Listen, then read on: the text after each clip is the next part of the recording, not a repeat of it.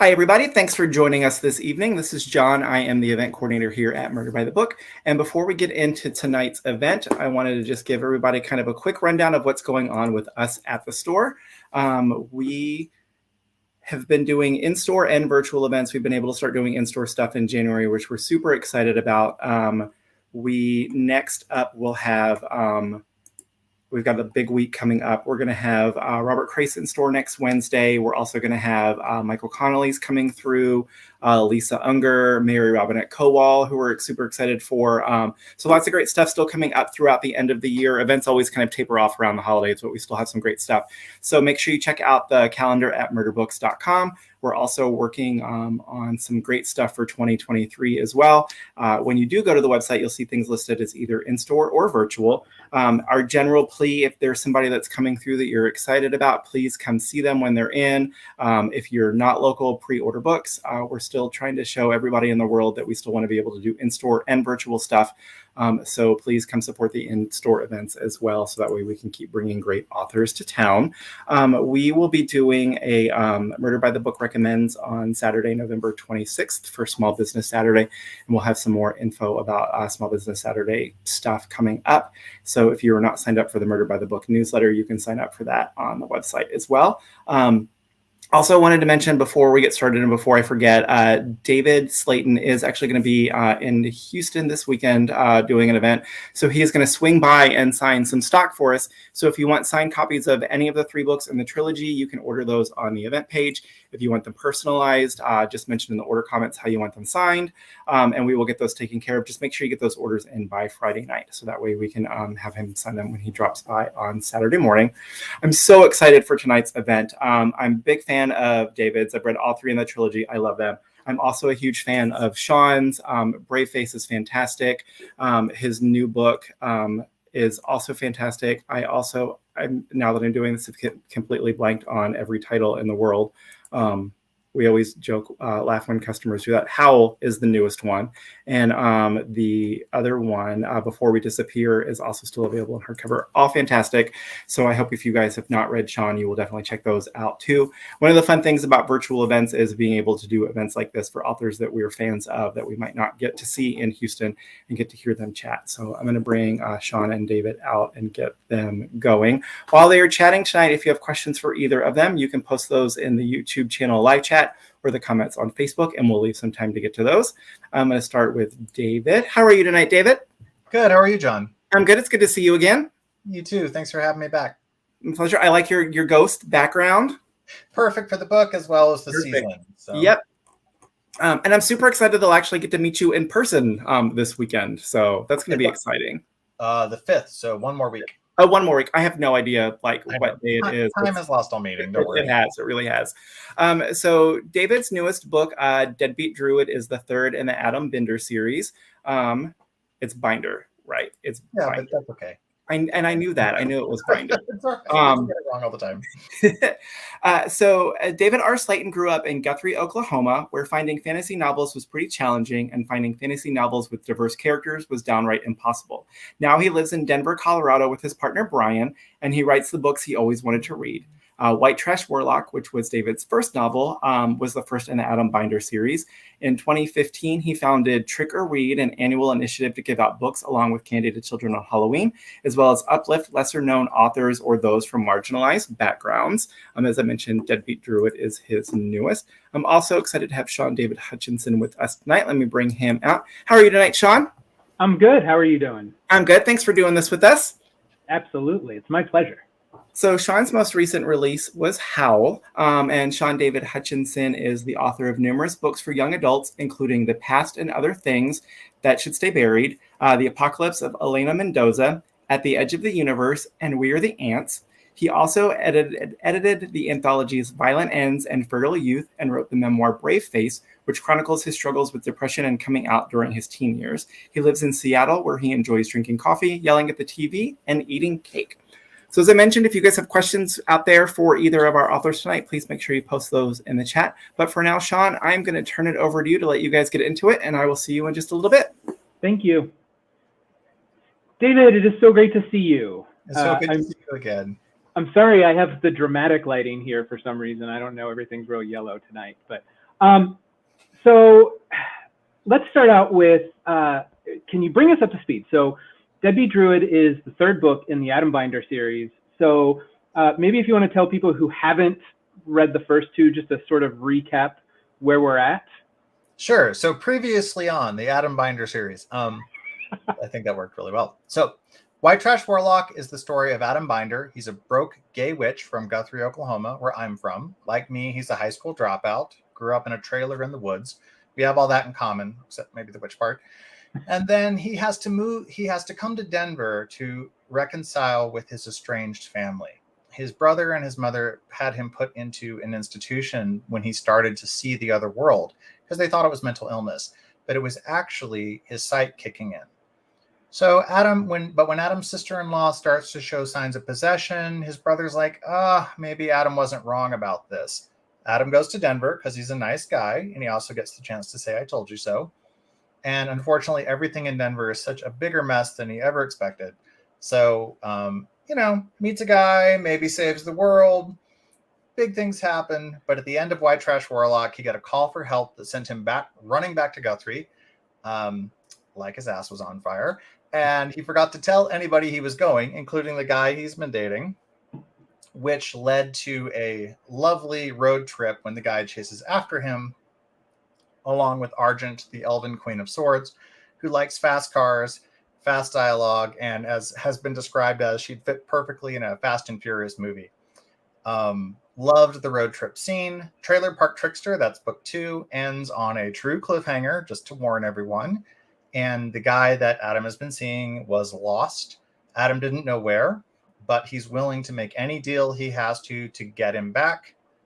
Trying to avoid, names, keep the spoilers low.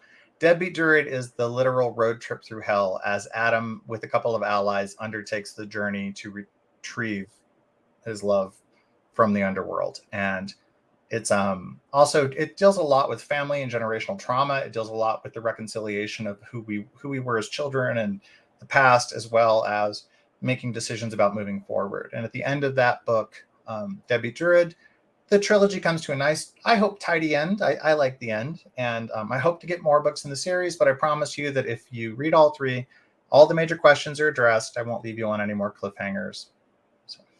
No, and I agree. And I think that, by the end of the third book, while I was sad to leave Adam and Vic behind, I was also like, it was fulfilling. Like I didn't think like, oh, if I don't get book 4, like the world is going to end. I mean, if I don't get book 4, the world is going to end, but for a totally different reason, just because I love spending time with them. One of the things I like that you said is Adam sort of coming to terms with himself, and it's his whole journey throughout is interestingly sort of like a compressed coming of age. And I think that that's something that, queer people don't often get, and I'm wondering if that was intentional. Very much so. So when I was, and I say this all the time, when I was 23, in many ways, I was still 18. And when I first moved to Denver, dating and interacting with the gay scene, I was just completely out of sorts because I'd had my development had been, just not where it should be, because you didn't have all the normal young adult experiences of dating and dealing with that stuff. So a lot of my behaviors and things were really immature for what they should have been, and I had to make up ground. And that's something Bobby, Adam's brother, notices right away when Adam gets to Denver is, wow, he's really not 20.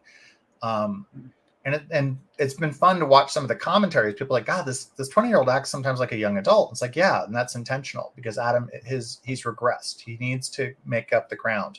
And by the end of Deadbeat Druid, he has. And if we get more books, and I hope we do, I'll be exploring. I'll take a time jump, and also we'll be exploring Adam as somebody who has reconciled that and grown out of it. So he'll be like 23 and more settled into being what a 23-year-old would be mature-wise, as well as having all the issues that being 23 brings with it too. Oof, God, that is one time you couldn't pay me to go back to is my 20s. Like being 23, no, thank you. The day I turned 30, everything just locked, and I just felt so much better. Like all these things just dried up. I was like, oh gosh, this is nice. Well, and but you make a good point though. He's 23 acting like he's 18. Or he's 23 but he's 18, and that was something that I kind of felt through a lot of my 20s. Was that it was like I hit like 18 and then just spent the next 10 years trying to figure things out, and then like I hit like 28, 29, and then all of a sudden here I was a 30-year-old, and it was all just like, oh, okay, now I'm an adult. And Adam seems to go through this in a like the way his relationship evolves with Vic is both sweet and comforting and, like you said, immature. And he's very lucky that he found Vic. That's all I can say. And Vic has some stuff too. So Vic is the love interest, just to give that away if you didn't already know. And in Trailer Park Trickster and Deadbeat Druid, Vic has the second point of view. And while Vic is more mature and more, developed as a person, he has a few things he has to grow up about too, and some things he has to let go of. If there's one main theme in Deadbeat Druid, it's letting go of what you need to. And for Vic, there's some things he deals with on the road back to Adam where he's like, okay, maybe I have to let that thing go, and maybe I have to let this other thing go. He has to reconcile a lot with the fact that he's been, up to this point, a police officer and a person of color, and dealing with some of those things. Mm-hmm. And I really liked getting into the gray areas of that conversation with him and his job and what that meant. Yeah, I really appreciated that conversation, because I grew up, my stepfather was a police officer. And so it was, kind of growing up with that, and then also reconciling the fact that the police are not always on our side, and so I appreciated that there wasn't a clear-cut line when you were discussing that. It made for a really interesting conversation. It's important to get into it. It was important to get into the fact that Denver's police force is not uniformly white. It is incredibly diverse. So when people talk about institutionalized racism and the police, and they're talking specifically at Denver and what happens, our police force is very diverse. That doesn't mean that it's not still a police force, and it doesn't still have problems and racial problems within it. Mm-hmm. But it's a lot of people were shocked, like how could he be Mexican and be a cop in Denver? Like, you need to look at our police force. It's not uniformly white. So anyway, right. Well, and there are always issues, of course. It's like, when people look at, like the gay community, and they're like, wow, there's a whole lot of like homophobia and sexism in the gay community. How can that be? And you're like, have you met people? People are complex and complicated, and, and you do a really good job throughout all three books. But I got to say, I think Deadbeat Druid is actually probably my favorite out of all three. I mean, the first book, the introduction to Adam, that is like a special kind of place, because we meet Adam and he's just so innocent in a weird kind of way. The Deadbeat Druid, it really is, he comes into himself, and a lot of that, I think, is you talk about it's a literal descent into hell. And one of the things that I thought about when I was reading this was, and now I'm going to completely forget, Orpheus and Eurydice. I can't say words today. It's okay. Orpheus, who goes into the underworld and plays music and begs for Eurydice's life back after she dies. And I just thought it was a really sweet story. Can you speak to that? Was that an inspiration, or were there other mythologies that inspired this story? It was absolutely an influence on it, but I know how that story ends. I'm glad I didn't see Hadestown until this summer, until after the book was completely baked, because otherwise Hadestown might have leaked in some, which is a fantastic musical take on the Orpheus and Eurydice story. If you haven't seen it, I haven't seen it yet. I'm not usually a musical person, but I really love that one. And there's one song, Wait For Me, that I must have listened to 2,000 times ever since. It's the first musical I've seen where I walked out the door and wanted to go right back in and see it again. Like, I could easily watch it 2 or 3 more times live and probably just love it every time. Anyway, it definitely was a piece, but the bigger influence for me was the Odyssey. So since Deadbeat Druid is a road trip, I talk with my hands, and if you ever need to kidnap me, you don't need to gag me, just tie my hands and I will be muted. But I use the Odyssey, and so as a kind of a template, but instead of using islands, each town or ghost town along the road, as Adam descends down the spiral to get to Vic, and Vic is climbing up his way to get to Adam on foot, with adventures for both of them. I use towns instead of islands. Mm-hmm. And of course, every good Greek epic, the Odyssey, the Aeneid, which is nodding back to it, requires a communication with the underworld. Mm-hmm. And in this case, we're actually there. So I used that idea of a journey, or an impossible journey, with delays and confusion and allies and helpers and betrayals and all the things that come with that, and surprises and weird monsters. It started out when I was writing it a little closer to that, right? Like, oh, this will be that, and this will be that island. I'm like, you know what? Mm-hmm. I want to do my own thing. So I ended up throwing out most of that, but kind of keeping the general idea.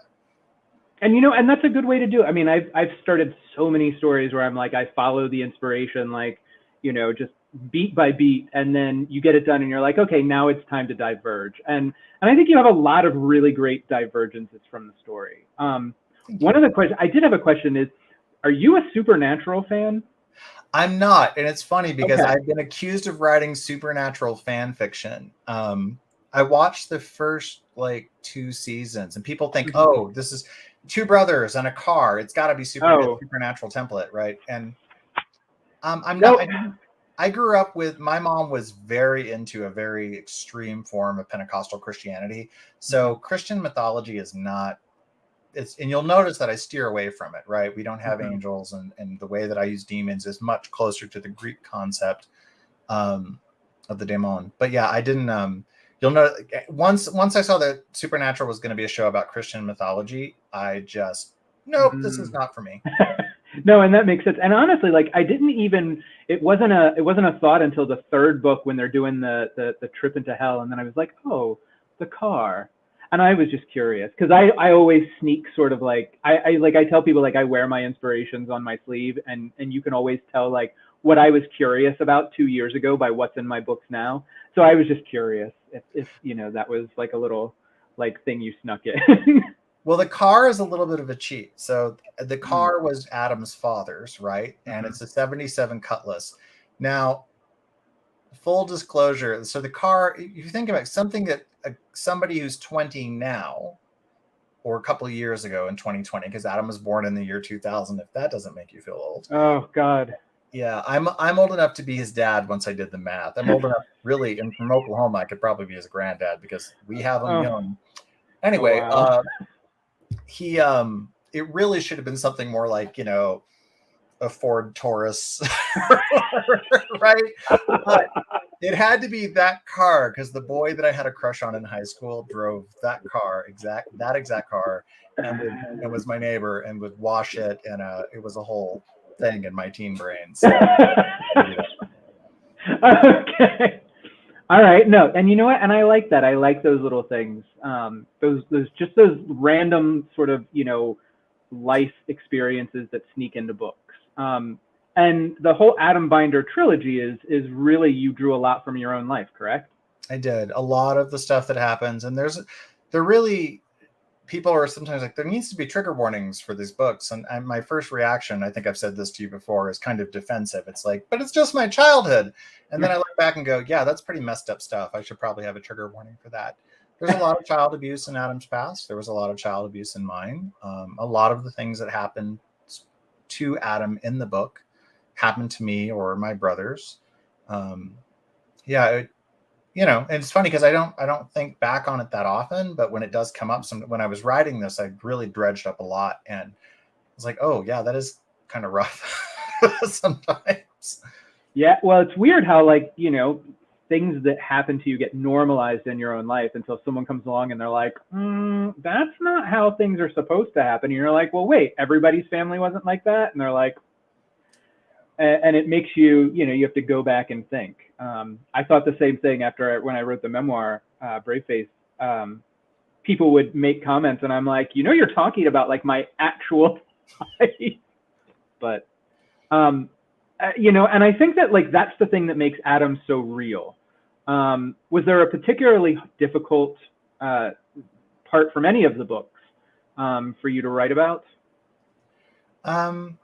Yeah, to be completely honest, I was working with a therapist when I was writing White Trash Warlock, and she helped me process a lot of emotions. So I have a dissociative disorder. I'm not neurotypical, which means that my emotional reactions to things, the way that I don't tend to react in what would be considered the baseline way, right? So I had to go out and get like the emotion thesaurus and look at emotional body maps about how people process feelings, because my general reaction is just to shut down and become very stoic. So I worked with what's called a bioenergetic therapist, which, if you know Boulder, that's the most Boulder thing possible. And she was great because she'd say, okay, let's talk about anger today. So I want you to talk about anger and something that makes you angry. And I'm going to give you a dish towel and you're going to wrench it the whole time. And I want you to feel that. And I would take a lot of notes like, okay, anger for Adam is here, and so every feeling, and I didn't really understand that I had synesthesia until I wrote this book, because I was processing everything through color. And my therapist is like, oh, you're putting all your notes are like with colors. I'm like, well, yeah, that's red and black. And so I didn't learn something about myself. Well, and I think that gives Adam a really authentic feeling, which, I mean, it's a weird place to be where you're like, I'm writing my life into these stories, and it's a processing. But I think that what you've done with Adam is, even though he has experienced trauma and he's going through and he's processing, he processes his trauma in a way that I found not just authentic, but also healthy. Not all the time, but for the most part, his overall journey, it's a really healthy sort of thing. And you don't get that a lot in books, because I think, therapy and feelings, they're all just kind of, like either waved away or they're not masculine, etc. And I think that, what you've done with Adam is really commendable. So thank you for writing that. It's a really great, it's a really great book, series of books to have. Thank you. It's toxic masculinity is one of the antagonists. It is more than homophobia, really is. The way that his dad was with him about being masculine. And of course, homophobia is an element of that. But the whole thing with John Wayne, the worst beating I ever had in my life is because I called my dad daddy. Because he'd watched a John Wayne movie where that happened. It was a plot point. And when the sons called the dad daddy, he beat them up. And so my dad beat me really intensely for calling him daddy. And it was something that I wanted. That's the kind of thing I wanted to give to Adam, those kind of experiences. And I'm hoping there are people that find them. And I hope there are people that find these books and can see themselves and maybe see there is a road out. There's a big conversation in Druid that's really crucial to me, where Vic says to Adam, you need to go to therapy. And Vic has been working up to it since Trailer Park Trickster. And Adam has been resistant to the idea because of his experiences with being, put into an institution. And at some point he's like, yeah, you're right, I do. And it was such an important thing to write about for Adam to have that moment. Yeah, it was a powerful moment. And even though it was, I don't want to say small, because it wasn't a small moment, but it was a quiet moment. But there was a lot of power in that, and a lot of stuff going on around that moment. Big feelings, big happenings, things, explosions, ghosts, demons. It was a lot. But it was also, I think it was a powerfully quiet moment for Vic as well, because his feelings for Adam have been strong since they met, but giving him that ultimatum, kind of like, if we're going to be healthy, I need you to be healthy. That's a difficult thing to do. It's a difficult thing to do in a relationship, and especially when it's your first, relationship like that. So I think that, it was funny. I picked up, did you ever read Christopher Rice's book? Or it was his first book. It was The Density of Souls. No, I saw your tweet about that. Yeah, I ran across it on my bookshelf, and it was just, I started flipping through it, and I was just reminded of, and it was 22 years ago. It was published in like 2000 or 1999. But I was just, sort of making that comparison of where we were 20 years ago and where we are now, and how, even a queer book written by a queer person, and it was openly queer, versus, where we are now, like there's such a huge difference, you know. And so I appreciate what you're able to bring to books now, like giving me the kind of books that, you know, 20-year-old me would have just been like sobbing over. You know, just so grateful to have. Well, first of all, I have to say thank you, and thank you for exactly the same thing for what you write, going all the way back to your first book, you know, The 5 Stages of Andrew Brawley. The fact that you are writing, I love that you write about queer youth, YA, but you're not just doing coming out and AIDS or family acceptance. You're writing about such other deeper things, and grief and emotions and processing and trauma. Geez, We Are the Ants, talk about trauma. But the way that you handle those topics, and then the funny thing is, and I have no beef with Christopher Rice. It's not his fault. But when he was first getting published, I had a friend who's like, see, he can do it. You should be published too. Because I was trying to write epic fantasy. I'm like, you know, he has a little bit of an in that I don't have in the industry. Yeah.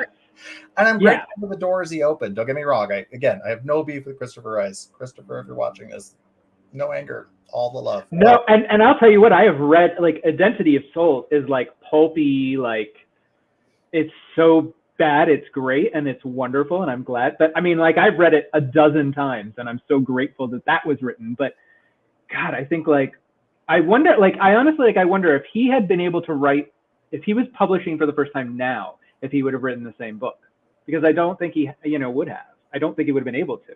I don't know if he would have to, right? We can tell different stories. We've moved so far. You know, when we talk about fantasy, everybody brings up the Mercedes Locke trilogy with Magic's Pawn, and and everyone goes to that. And it's like, oh, look, there was an LGBTQ fantasy. I'm like, yeah, but all I can think of is the brutal gang rape and, you know, and the barrier gaze and just the tragedy in them. Now, granted, for everything Mercedes Locke was doing, that's what she was doing with all her characters, regardless. Right. But it just, I'm glad we get to tell. I'm glad to be publishing now, so I get to tell stories that are different. And I only had like a couple of people when we were on submission, like, but there's no coming out. Where's the gay trauma? I'm like, I don't want to write about the gay trauma. Wait, in adult books? Like, really? Like, people were still asking that in adult books? Wow. I am so grateful to Blackstone, because when I pitched to my acquiring editor, he said, I said, this is a gay book with what I write is gay fiction. I write books with gay characters that are not about being gay. And he said, that's exactly what my son wants. That's awesome. He got it right off the bat. And I said, you know, are you an epic fantasy author? Are you an urban fantasy author? I am a gay author who writes books that are not about being gay. And so I can cross genre, like that's, and I just love that clicked right away with Blackstone. They're like, oh, cool. That's good. Give us that. Thank you. Somebody gets it. Yes, that's amazing. And, you know, and the weird thing is like, you know, I don't know what your experience was like, but 12 years ago, you know, when I published my first book, like I've had a really great experience. Like I have never, you know, like my sort of passage through publishing in terms of being a gay author has been exceptionally easy. And for that, I am really grateful. But I've heard a lot of stories, and I can't imagine, you know, pitching, you know, White Trash Warlock in 2010. I don't know that the market would have accepted it. And, you know, so I guess my question to you is, you know, aside from, you know, those couple editors, like, did you have White Trash Warlock, like waiting, and you waited till the right time? Like, were you sort of like holding it, or was this just like the right book at the right time? I gave up. So here's how White Trash Warlock came to be. I had written 3 epic fantasies, one of which is coming out next year, next Halloween, 2023, Dark Moon Shallow Sea. Finally, that's my feral firstborn, and I'm so glad he's paying rent at last, because he's been living in my head for years. But I wrote an epic fantasy, and you know, I couldn't sell it. I got an agent, he couldn't sell it, and I wrote another one, and it took me forever to get an agent. It took me forever to get somebody, and I just wasn't getting traction with epic. So I wrote 2. My first one, which was a total 200,000 word brick, I got a full request from Kristen Nelson, and this was, you know, back in the days of paper queries. And she was right to reject it because it was terrible. But I got that envelope back and I was like, oh, it was like, yeah, rejection. And now I can see, of course, it was terrible, but I was learning. But then I wrote what is now Dark Moon Shallow Sea, and then I rewrote the other one, and then I wrote a third one. And Agent wasn't getting anywhere. I wasn't getting anywhere. I just felt I was ready to give up on publishing, and I've been at it for a long time. And at that point I'm in my 30s. And I remember I'm a high school dropout, so I had like 4 jobs, finishing college, a lot going on in my 20s and my early 30s. And then finally, sometime after, well into my having an agent, having gone on submission for years, I've almost forgotten the story. Thankfully, it's been long enough. I just said, screw it. And so I said, you know what? I'm just going to write something for me. I've forgotten why I love writing. I've forgotten what I like about writing. I do love urban fantasy, but it's always like so much male gaze, like, oh, that corpse is hot. I'm like, she's dead, dude. That's kind of weird. So I started writing this epic. I started writing an urban, and then I started writing this autobiographical thing. And then at some point they merged, and it just got weirder and weirder. And I was like, you know what? Just make it gayer and just make it funnier and strange and dark. And I just pulled off any barrier, I just took all the training wheels off and just said, just write it, and I'll put it on Wattpad or I'll put it on my website, and maybe somebody will like it, or I'll get enough reads that I can then take that to, my agent or take it to a publisher and say, see, there is a hunger for what I write. And then at some point I switched agents. I was on agent number 2, and I was done with it. And I will always be so grateful to Leslie, because I was just about done with this book. And I said, you know what? I think this is actually pretty commercial. I think this could actually be something. So I sent it to her. She's here in Colorado. She's on Mountain Time. I sent it to her, I think at 10 o'clock at night on a Sunday. I said, I just finished this. Wow. Have a look.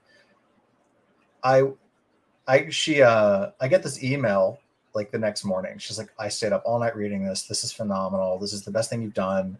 And she had sent it to the senior agent at the agency.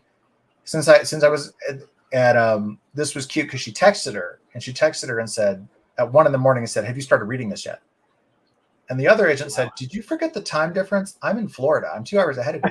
Like, no, I know what time it is. Have you started reading this yet? It was really cute. So it ended up, that's how Why Trash Warlock came to be. Is I basically just took off all the training wheels, and I thought I was an epic fantasy writer, and I am, and I'm happy to say I've got one coming out. But it was really cool to be able to work in urban. Urban's a lot more accessible. It's a lot faster, and 80,000 word books, like much crisper and cleaner, and they're just firecrackers. They're fun, So. Well, and I think that comes through the fact that I hear this a lot from authors who've struggled, whether they're struggling to sell a book for the first time, or if their career is kind of just puttered along a little bit, and then they break out. And it's usually that same story. Like, I just gave up and I just wrote the thing that, I was scared to write, or that I assumed wouldn't sell, or that, I just didn't think anybody wanted. And like, that's usually the thing that breaks out. And I love stories like this. And I'm glad you didn't quit, because, then we wouldn't have gotten this series. I tried. and Sean McGuire says that if you can quit, do. And I tried, and I can't quit. So. Yeah, I quit at least once a week. Like, usually like right around the time like something's due is when I quit a lot. So I'm curious how the reception from fans, from readers has been for you. Because again, like, we're at a really like a different place in terms of, what people are reading and what they're accepting of. Has there been, has there been any pushback from readers? Did they embrace Adam as they should? Well, tastes differ. And so I do read my reviews, particularly Audible is very good, that if you get something that's just blatantly mean and homophobic, Audible will pull it, so I can report there. I've gotten, the embrace, like the emails I get are amazing. I get people who say, I grew up the same way. I grew up in, I can tell you know what you're talking about because you got the food right. Right. The like poor people food, like they understand when Adam's eating what he's eating. And how Adam will basically eat anything. He won't wait. I won't waste food. It's a real thing. My partner came from much more like upper middle class or middle class background, and like we'll leave lights on, and it drives me absolutely bonkers. Like I'm the dad, like turn out the lights. It's like 10 cents right there if that's on. But that's how it was in the trailer. We couldn't be picky. I was a pain in the ass to my parents because I was a picky eater sometimes, and I shouldn't have been because we couldn't afford it, and I didn't understand that always. But like toys, my older brother would torch or destroy a lot of my toys, and it was really painful because I wasn't going to get another one. If he would burn one of my action figures, that was it. My parents couldn't afford to replace it. I was never getting it back. So the emails I get from readers who it clicks with, like they grew up rural, they grew up poor, they understand the class differences that Adam's going through. Those have been the most rewarding things, those emails and those reviews, people who understand. So Adam does connect with a lot of people, and a lot of people have found him and connected with him. I do get a few readers who, because I do overlap with paranormal romance a bit, so they think they're reading a romance, and so they're like, I do occasionally get why isn't there like a really detailed sex scene, which is weird. And I was like, well, I'm not writing romance, or I don't, the romance isn't like book to book the way that a romance series would work. I'm like, well, it's not a romance, it's an urban fantasy. But I get it because I have some overlap from paranormal romance, and I got a blurb from Dorinda Jones, so I understand there's a little bit of that, Venn diagram, the circles overlap. But those are probably the only. And then occasionally I get since I am on Audible Plus, meaning that if you have that subscription, you can just read it. I do occasionally get a homophobic response, but that's why Adam kisses Tanner in the first chapter. I was very clear about stating what you were in for in the first chapter. I also pulled a trick from television. If you ever watched the show Santa Clarita Diet, I haven't. If you like zombies, it's great. But what they do is the first episode of every season is going to be the grossest of the season. And what they're doing there is they're warning you. If you can handle this, you can handle the whole season. And that's what I did with the first chapter. Is Adam hits on a guy, ends up having a kiss. Nothing too salacious, but I want you to know what's up. And then the second chapter with Bobby is the most horrific the book gets. So if you can handle the first two chapters, you can handle the whole thing and you'll be fine. But it is funny. I did have somebody who somehow missed the first chapter and got all the way to like the part when him and Vic first are making out. And they're like, what's happening? Why is it so I'm like, yeah, I think most people are pretty happy with it. I get a lot of young adult readers, even though it's adult. In that I had one kid stop by when I was doing one of those Barnes and Noble table things, and he was unescorted. And I was like, how old are you? He's like, I'm 11. I'm like, no. That email from your mom. Real? Okay, so I find this really interesting because, I always, like when kids ask me, like, am I old enough to read your book? I'm like, I don't know. I mean, all I remember I was allowed to read whatever I wanted when I was a kid. And I went on this train trip with my mom and my brother. And all I remember is I read this book called The Devil's Cat. And it was one of those like airport pulpy books. And I couldn't have been maybe 9 years old. And it was the devil comes to a small town. It was basically like Stephen King if Stephen King were a really, truly terrible writer. And it was horrifying. And I look back on it now and I'm like, wow, I can't believe anyone let me read this. But yeah, I get kids all the time who are like, I was 11 years old when I read We Are the Ants. And I'm like, I'm sorry. So, but, and I thought White Trash Warlock, like I would have torn through those at like 12 and 13. They would have answered a lot of questions. They're like, this explains my uniform better. I do like when Adam's like, maybe it's the uniform. I don't know. So did we talk about it all live? So the third book, Deadbeat Druid, is, as of now, the last book. It closes this part of the story. So what is next for you? So Dark Moon, Shallow Sea, my epic fantasy, comes out Halloween, literally, because it's a Tuesday next year, 2023. That's slightly longer. It's definitely, it's Dark Souls meets Mistborn. So it's got a lot of, it's kind of creepy if you're a gamer. It's got that Dark Souls vibe. Okay. It's also got the magic system is not as strictly like laid out as Mistborn, because I like magic to be a little vague, because I feel like magic should be. It's not science, which is funny because I have a character in Rogue Community College, the next book, which is out in October 2024. It's a spinoff from this series, and some of the characters from Deadbeat Druid and Adam series will show up. There are some cameos, and it's all about basically the new school for the wayward practitioners and chaos. The school has to be destroyed, essentially. There are people out there who are not happy about it, and they've sent an assassin undercover named Isaac to infiltrate the school and bring it down. And then he realizes that the place is alive, and how do you assassinate a building? Ooh, I like this a lot.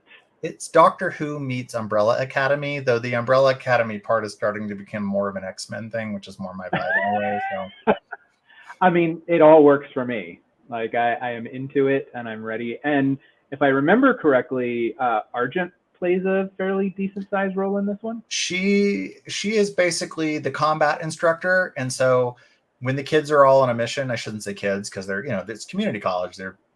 I didn't finish my first degree until I was 33, so there's people in there who are in their late 20s, people in their early 20s, some of them are teens. It's a good mix. I love it. And Argent is basically like, okay, I could take out the monster, but I'm going to stand back and advise, and I'll dive in if it gets really hairy, but more to the left, your form is off. So yeah, she's having fun with it, and she bounces very well off of Isaac, the main character, the undercover assassin. I can give you a small spoiler if you like about it, but it will spoil a tiny bit of Deadbeat Druid. Oh well, that's up to you, because I've already read Deadbeat Druid. So. The love interest is Bran. Ooh. So Bran plays a big role, and our little emo chaos monkey gets to shine more, and him and Isaac are just hilarious to ping off of each other the whole time. I'm getting, like, as you're describing this, and it actually, like, I'm getting like the Magicians vibes, TV show, not book. And Argent gave me like Margot vibes a little bit. Was that intentional, or did you not watch the show? I got really angry. I didn't watch the show, but I got really angry with the book and the way it handled the gay character. Oh yeah, no, absolutely. Like with all respect to the author, the show is actually one of the very best examples I have of a show adaptation being better than the source material. I've heard that. I need to check it out. And again, I have to be careful of my influences. So once the book is like baked, then I'll go watch it. You know what? And that's a real thing that I do that. If I'm writing, whatever I'm writing, I have to read way outside the genre so that I don't, like subconsciously pick things up. And then before we get, because we're going to get some questions, maybe I don't know if I'm allowed to see the chat. I don't see anything. But before we get to that, I wanted to ask if you would tell us a little bit more about, and I know Shallow Sea, it's like fallen out of my brain. No problem. It's Dark Moon, Shallow Sea. And if you're looking for my other projects, they're on Goodreads. Just look up David R. Slayton on Goodreads. Everything is there. I also have a gay geeky rom-com coming out. That's from a different publisher. But so I have 3 projects coming. I have To Catch a Geek, I have Dark Moon, Shallow Sea, and I have Rogue Community College. Rogue Community College is the spinoff from the Adam series. Dark Moon, Shallow Sea is about a boy named Rafe, and he's the last worshiper of the moon goddess. Her death stopped the tides, and it left the ghosts of the dead without a path to the underworld. Now, every night, they rise as this blood-hungry mist, and they'll feed on anyone who scratches themselves. But Rafe still has one trick left from his dead goddess. He can see in the dark. So it gives him a way to navigate through the streets. He wants revenge on the sun worshippers who killed his goddess, the moon. So he breaks into their temple to open up a box, and he thinks, okay, it's a crypt, it's a coffin, it's going to be a body, and there's going to be gold and jewels. And he thinks, fine, I can deal with that. I'll get some money out of it and some payback. But he finds another guy, Kinos, sleeping inside. Rafe steals Kinos, and as they become closer, he thinks maybe he's found a friend, possibly a first love, and just maybe the key to bringing back the moon. But if he doesn't solve the mystery of why Kinos was in the box, Rafe will be the one in the box, and the moon will never rise again. I love it. And you know what? I really wish that dating were as easy as just like finding a dude in a box. Like that would make life so much easier. There's some problematic things around that statement, but at the same time in my head, it's like, Ken dolls. And I don't have a range, but my friend Barbara made me a Rafe doll, and he's up here in a box. So I'll show it to you sometime. Aw, that's awesome. So wait a minute. So tell me about To Catch a Geek. So To Catch a Geek it's for Crazy Maple Studios, so it'll be on their app, and then it'll do the whole print ebook thing. It's how do I explain To Catch a Geek? Switching gears completely and pitches in my brain. To Catch a Geek is the story of Hunter. He wants to reboot his favorite sci-fi franchise, Space Rangers, but the son of the guy who created it, because the creator died and left the rights in the hands of his grumpy son Cameron. Cameron was in the show as a kid. He was Robot Boy in makeup and hates it. He wants nothing to do with it. He blames it for his parents' divorce. He blames it for all these things. He wants nothing to do with Space Rangers.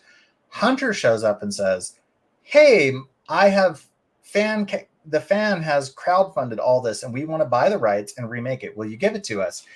And Cameron's like, I want it to die forever, but I can't be that guy. So here's what. Yeah, sure, we'll do that.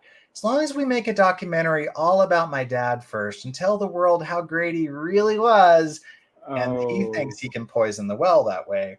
And of course, it's a grumpy sunshine. So, things happen. People learn. Aww. I wrote a hysterical scene in a gay bar I called The Ball Pit, which is about what you need to know about the level here. Now, I had to find a workaround because I don't have any magic and I don't have any dragons and I didn't have any of that. So one of the tropes in the story is that they both play an online video game to blow off steam, and they don't know that they've been playing off each other for the whole book, and until they do. I love that trope. I love it. That is, and I like the grump. Like I like the grump who turns, and it's such a fun kind of trope. A lot of fun, and I love every character. Hunter's best friend Connie, she's a riot, and the ultimate gamer girl, and it's a blast. So you are really stretching out. So you like kind of urban fantasy and epic fantasy and romance. Do you have a favorite? I've got all the Post-its over here for the next thing. Oh no! The agent's like, "Where's the thriller partial?" I'm like, "I got a few things to get done first." Dark Moon, Shallow Sea is the book of my heart. It's not the first book that I wrote, but it isn't even the book it was, because what I did with it was I grew so much rewriting and learning when I had published Warlock and its books, its sequels, that I rewrote it completely from scratch. But Dark Moon, Shallow Sea is the book that haunts me. It's the book that's always in the back of my head. And it's changed a lot and it's grown, but it's always had Rafe and Kinos and Seth, the Knight of the Sun, who's so messed up and broken. And, I got to use everything I love about mythology, and I got to come up with my own cosmologies and things and play. And it's funny because there are little links between the world of Dark Moon, Shallow Sea and Deadbeat Druid. You'll notice certain themes in my cosmologies that transfer between my series. It's funny because I was having a talk with another writer friend, and I said, we'd as writers, even though we write different books, we tend to write about the same things over and over and over again, and we just write about them in different ways, which is a really great segue into a question. If you were giving advice to writers, what would be the one piece of advice that you would give them? You absolutely can't give up. It's took me way longer than I ever wanted or expected. And I wish I was younger when I published, because I'm tired. I almost wore my "I'm very gay and very tired" t-shirt tonight. but I, and it's, I still have my day job, so I have a lot to do, as you just heard, and I still have my day job, but at the same time, I'm the happiest I've ever been. I'm successful, but I do wish I had like 10 more years of energy in the bank. But persistence is the number one thing. There's a lot of rejection. It's so much in this industry is subjective. When agents or publishers tell you, I just didn't connect with it, or I just didn't love it, that's so vague and weird, but at the same time, it's so true, because you're going to have to read your own book 50 times and it's going to feel like 50,000, and they're going to have to do the same thing. So they have to have that passion for it and that fire. I am so lucky that I have the agent that I do and that I have a publisher who gets it. And it's so cool to be able to say, she was reading it at 1 a.m. and texting and going, oh my gosh, like that's the advocate you want. You don't want somebody who's just like, maybe I can make some money on that. So just persistence. It trumps talent. It trumps everything else. Connections, you got to admit. If I was Reese Witherspoon, I'm sure I could get a publishing contract faster. But you couldn't guarantee that it would sell. And like, that's the thing, right? It might never know. I mean, I always go back to like Model Land, Tyra Banks's book. I mean, Tyra Banks wrote a whole book, and it's like a fever dream, but at the same time, like it didn't sell. Oh no, it's like I'm convinced, and I won't talk about this for very long, I promise. I am convinced that in like 20 years, we are going to look upon Model Land as like the great piece of absurdist art of like the 2010s. It's so ridiculously like out there. Wasn't that Valley of the Dolls? Wasn't that what happened to the Valley of the Dolls? Like, it was such a weird, but yes. And this is even more so. But my point was that, like, even with all of her connections, like, it just kind of bombed. Like, it didn't do very well. So, like, it is a truism in publishing that, I mean, you just have to write your best book and hope it finds its readers. And then write the next one. Warlock is the 5th book I wrote, right? We don't talk about the brick and and there was a couple others, and then there was a romantic suspense, and that was fun. You just keep writing the next thing. And it's funny when you think about like Gail Carriger. Gail Carriger is an author I admire. She's a friend. Her work is phenomenal.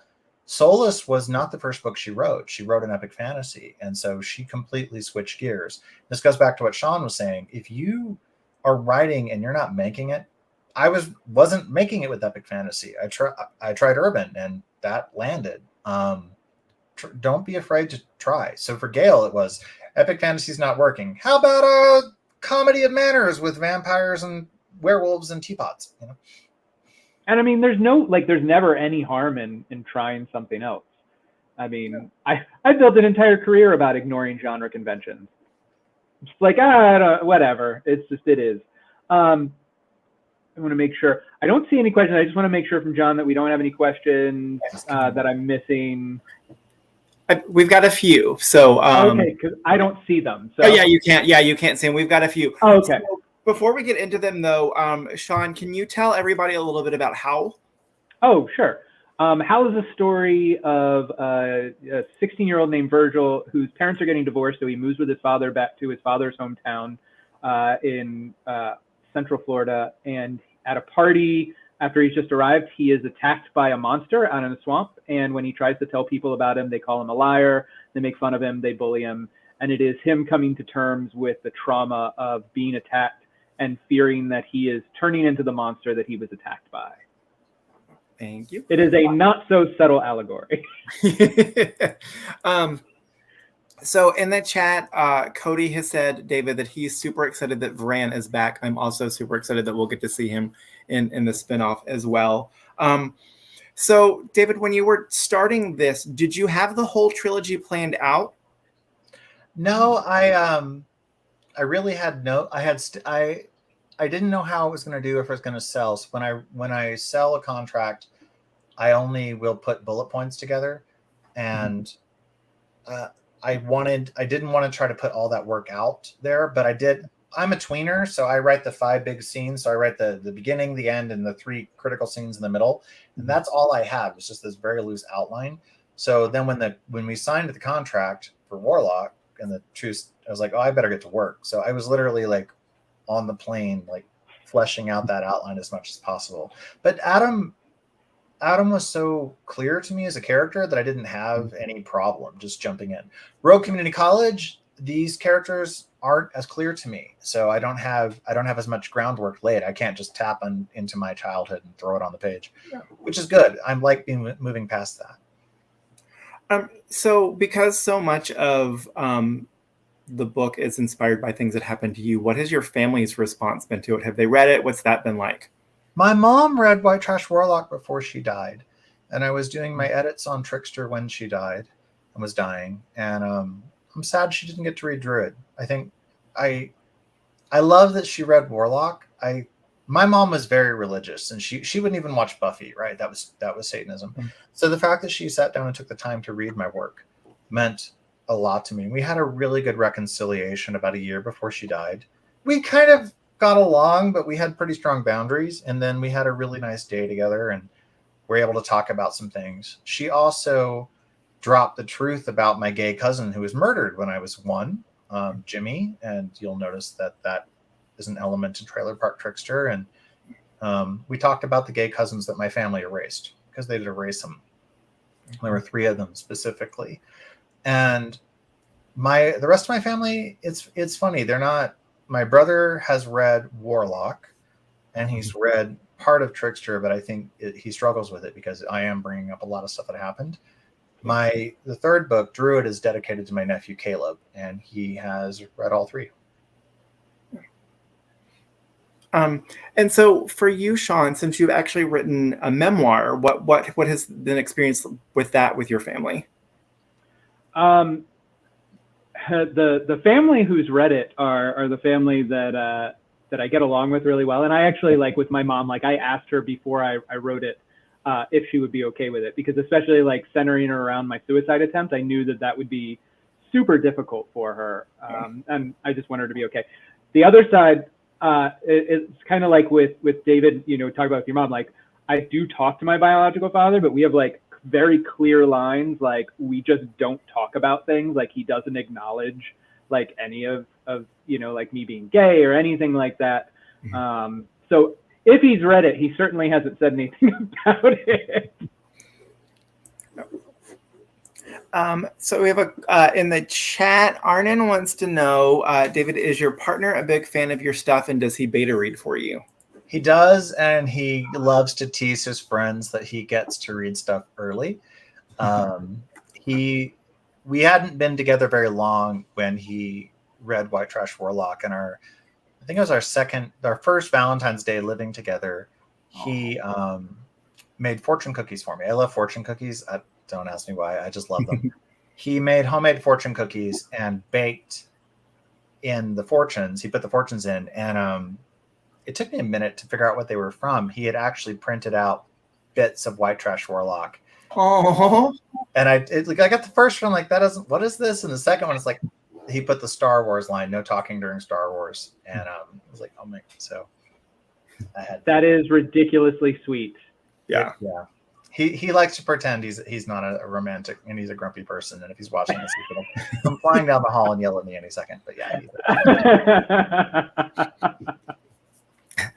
One of the things that I loved, especially about the 3rd book, Deadbeat Druid, is as Adam is coming to terms with running into his father in hell and having to be thrown in this situation.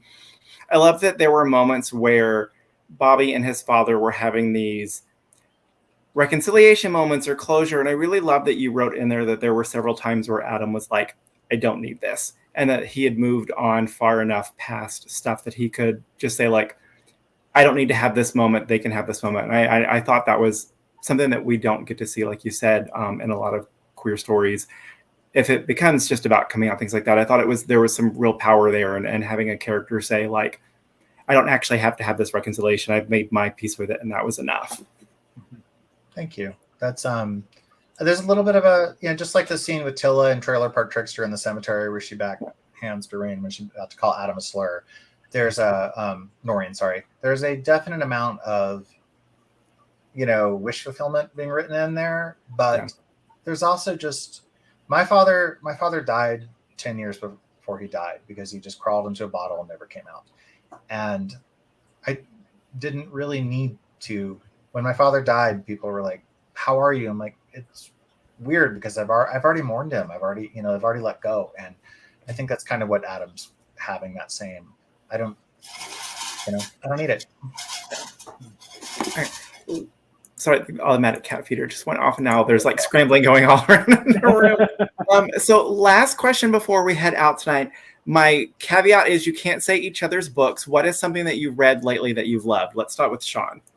Oh gosh, why are we starting with me? Well,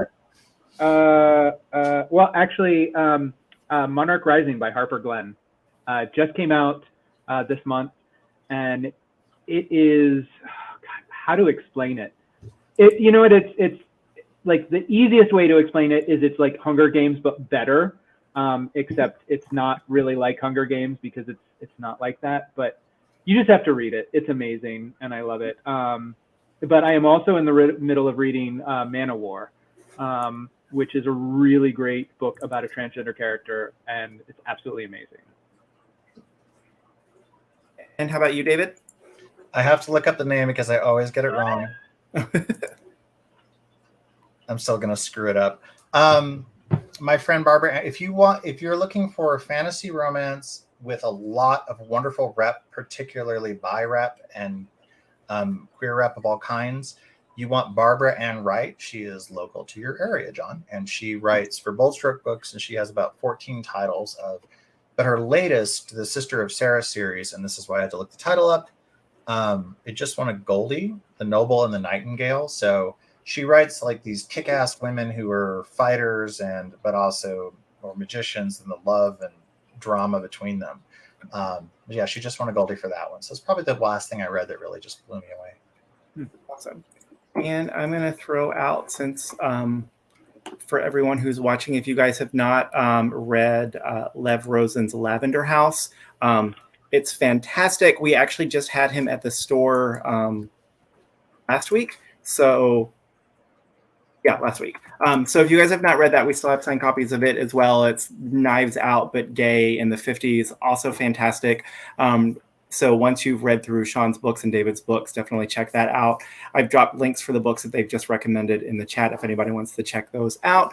As we mentioned, David is going to be dropping by the store on the beginning of November to sign books. So if you want to get signed copies of any of the books in the Deadbeat Druid series, you can do that. I've dropped links for those as well. Shaun, thank you so much for doing this with us tonight. It's been really great to just get to sit back and watch the chat and hear you guys.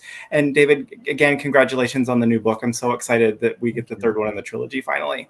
Thank you both. Appreciate this. This was a blast.